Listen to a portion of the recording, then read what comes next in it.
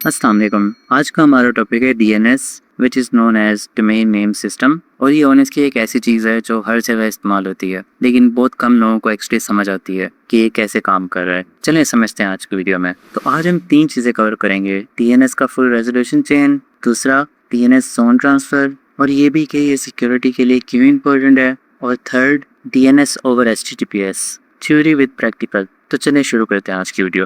पहले बेसिक समझते हैं। डीएनएस एक ट्रांसलेशन सिस्टम है। जब तुम ब्राउजर में google.com लिखते हो, तुम्हारा कंप्यूटर एड्रेस नाम को नहीं समझता, वो सिर्फ नंबर समझता है, यानी आईपी एड्रेस। तो डीएनएस का काम ये है कि वो google.com को आईपी एड्रेस में ट्रांसलेट करेगा। ये वो नंबर है जहाँ एक्सटी में सर्वर बैठा होता है। इसको फोन बुक की तरह समझो, जिसमें तुम नेम जानते हो लेकिन नंबर तुम्हें याद नहीं रहते। डीएनएस भी सेम काम करता है कि तुम नाम लिखते हो और आईपी मिल जाती है तुम्हें। ये इसलिए ऐसा करता है क्योंकि एज ए ह्यूमन हम इतनी सारी आईपीज़ को याद नहीं कर सकते, इसलिए हमने उन्हें नेम दे दिए, such as Google, Microsoft and so on. ये देखने में तो बहुत सिंपल लगता है, लेकिन अंदर से ये पूरी एक चेन होती है, और वो चेन समझनी बहुत ज़रूरी है क्योंकि उस चेन में मेन अटैक्स भी होते हैं। चलिए अब हम पढ़ते हैं फुल डीएनएस रेजोल्यूशन चेन को। सोचो तुम ब्राउजर में google.com टाइप कर रहे हो और एंटर दबाते हो। अभी अंदर क्या होता है स्टेप बाय स्टेप देखो। Step 1 browser cache. सबसे पहले तुम्हारा ब्राउजर अपनी खुद की कैशे चेक करता है। अगर तुमने पहले कभी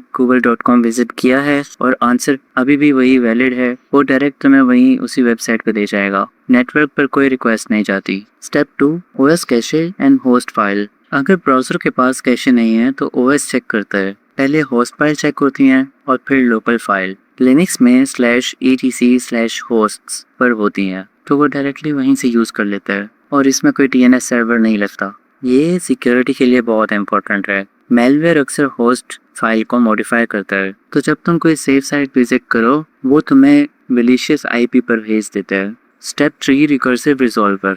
अगर ओएस के पास कोई आंसर नहीं है तो तुम्हारी क्यूरी आईएसपी के पास डीएनएस सर्वर पर जाती है। ये तुम्हारी तरफ से पूरी डीएनएस चेन को ट्रैवर्स करता है और इसे रिकर्सिव रिजॉल्वर कहते हैं। Then we have the step 4 which is root name server, जिसमें रिकर्सिव रिजॉल्वर पहले रूट नेम सर्वर से पूछता है, और इंटरनेट पर सिर्फ 13 रूट नेम सर्वर्स हैं और ये दुनिया का सबसे इम्पोर्टेंट सर्वर है।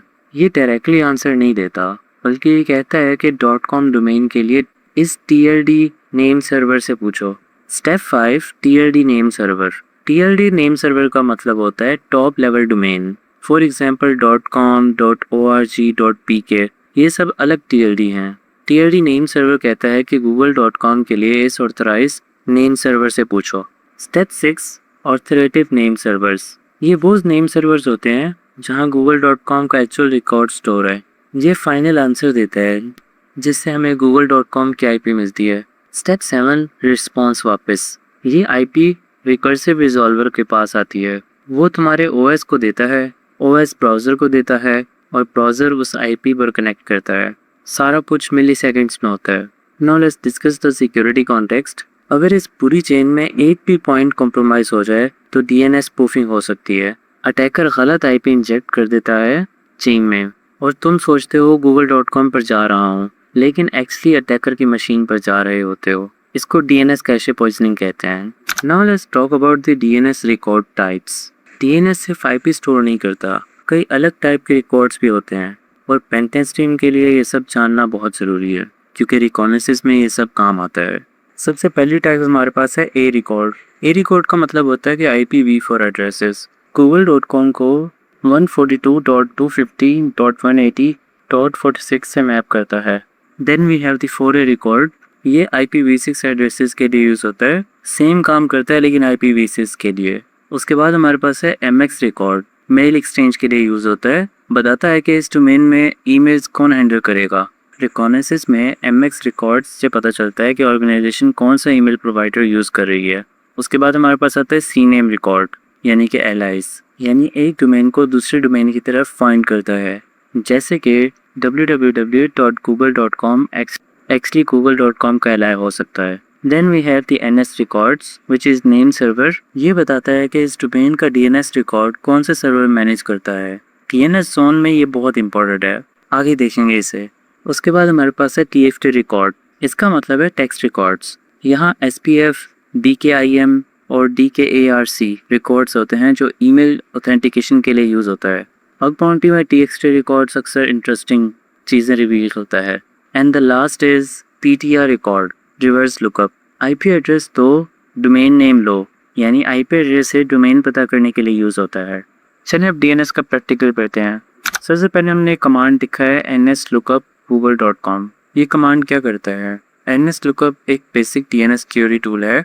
तुम डोमेन दो, वो तुम्हें IP वापस देगा और आउटपुट में सर्वर लाइन देखो, ये तुम्हारा करंट DNS रिजॉल्वर है और एड्रेस लाइन में google.com की IP है। इसके बाद हमारे पास एक कमांड है dig google.com। dig ज़्यादा डिटेल टूल है और प्रोफेशनल भी, और ज़्यादातर प्रोफेशनल्स यही यूज़ करते हैं। आउटपुट में आंसर सेक्शन देखो, वहाँ एक्चुअल DNS रिकॉर्ड्स हैं और TTL वैल्यू भी दिखती है इसमें। TTL का मतलब है टाइम टू लिव, मतलब ये आंसर कितनी देर तक कैशे में रहेगा। उसके बाद हमने थर्ड कमांड लिखा है which is dig google.com MX। यहाँ हम स्पेसिफिकली MX रिकॉर्ड्स पूछ रहे होते हैं। MX फ्लैग टिप को बोलता है कि मेल एक्सचेंज रिकॉर्ड्स दो। आउटपुट में आंसर सेक्शन में मेल सर्वर दिख जाएगा। And the fourth command is dig google.com NS। इसमें हम NS रिकॉर्ड्स पूछ रहे हैं। ये गूगल के ऑथोरेटिव नेम सर्वर्स हैं। ये इन्फॉर्मेशन जोन ट्रांसफर में काम आएगी। The fifth command we have is dig google.com txt। इसका मतलब टेक्स्ट रिकॉर्ड्स। SDF रिकॉर्ड्स देखो, वो बताता है कि गूगल को ईमेल कौन सी IP से आ सकती है। The sixth command we have is dig -x 8.8.8.8।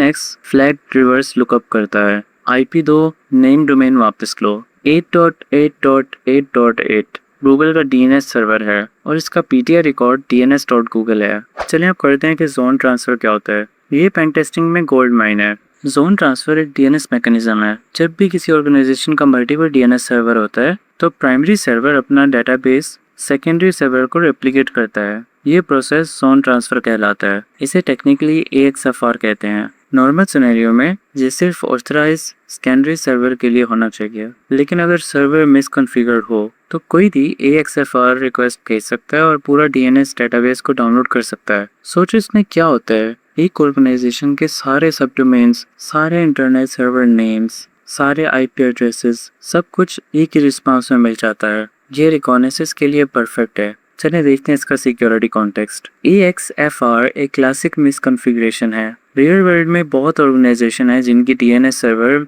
अभी भी मिसकॉन्फ़िगर्ड है, जिसकी वजह से पेन टेस्टर एक जोन ट्रांसफ़र रिक्वेस्ट भेजता है और पूरी इंटरनल इंफ्रास्ट्रक्चर की मैप मिल जाती है बिना किसी नॉइस के। चलिए प्रैक्टिकल करते हैं जोन ट्रांसफ़र का। ये प्रैक्टिकल हम zonetransfer.ne पे करेंगे। ये डेलिबरेटली वल्नरेबल डोमेन है, स्पेसिफिकली प्रैक्टिस के लिए बनी है। इस पर AXFR अलाउ होता है ताकि लोग सीख सकें। पहले NS रिकॉर्ड्स लो, dig zonetransfer.NENS। बेसिकली ये कमांड zonetransfer.me का नेम सर्वर ला रही है। आउटपुट में NSSET_dm1.dg.ninja और NSSET_dm2.dg.ninja दिखाएगी। ये नेम सर्वर्स हैं जिन पर हम जोन ट्रांसफर रिक्वेस्ट करेंगे। आज जोन ट्रांसफर कमांड हमने कमांड लिखा है विच इज dig AXFR और उसके बाद हमने नेम सर्वर लिखा है और उसके बाद zonetransfer.me। ये कमांड करता क्या है? बेसिकली AXFR का मतलब होता है फुल जोन ट्रांसफर रिक्वेस्ट और उस नेम सर्वर का मतलब होता है कि इस नेम सर्वर से पूछो। बेसिकली वो हमने स्पेसिफिक नेम सर्वर का नेम लिखा हुआ है और zonetransfer.me का मतलब होता है वो डोमेन जिसका डेटाबेस चाहिए। अब इसका आउटपुट देखो, सारे सब डोमेन आ गए, सारी IPs आ गई, इंटरनल सर्वर नेम्स आ गए, ईमेल सर्वर्स आ गए, सब कुछ एक ही कमांड में। ये एक्जैक्टली वही है जो एक अटैकर को चाहिए। रियल वर्ल्ड में अगर किसी ऑर्गेनाइजेशन का DNS सर्वर ऐसा हो तो वो क्रिटिकल वल्नरेबिलिटी है, इमीडिएट फिक्स होनी चाहिए। यही जोन ट्रांसफर सिर्फ ऑथराइज्ड IPs के लिए अलाउ हो। डिटेक्शन